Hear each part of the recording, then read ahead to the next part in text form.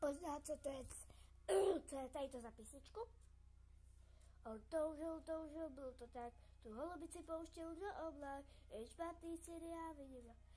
A ty víš, že sníš po kousku mojí duši, jako šíš zíselý kouše.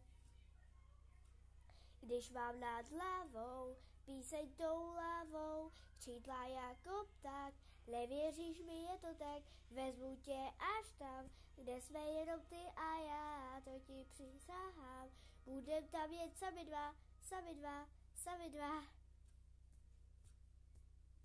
Vy tak mě sledujte i na TikToku. On toužil, kroužil, bylo to tak, tu holubici pouštěl do oblak, jen špatný stěny já vidím dál, maluju to, jako by jsme byli pár.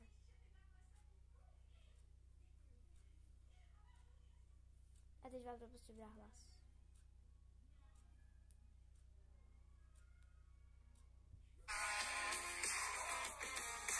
Nemůžete zachytit a jen se bát, přece samotnou tě tady nikdy nenechám. Je to bezprostřední vášeň, chci tě mít, když mám nad hlavou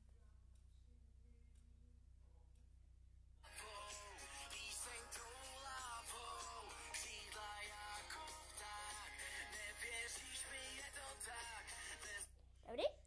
A jestli jste tu písničku, jestli tu znáte tu písničku, tak mi to napište do komentářů. Ale nemůžete mi ji tam napsat, že ji znáte, ale musíte mi napsat, jak se jmenuje. A ještě kdo ji vytvořil, kdybyste nevěděli, jako jak se jmenuje, tak tam napište do komentářů to, kdo ji vytvořil. A pokud nevíte, tak to tam napište a sledujte mě, víš, tak i na TikToku, jo. Nevíte, proč jsem taková, ona by ten TikTok mamka připojila, takže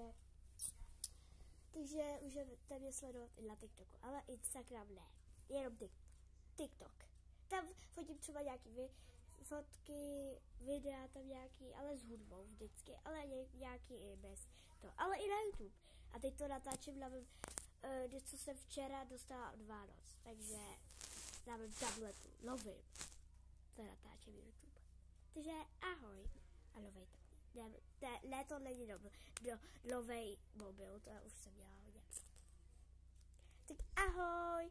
A odbírejte mě i na TikToku. Jo? Papa. Jo, a jmenuji se tam Pavla Kalasova. To je mamky, jo? Takže ahoj.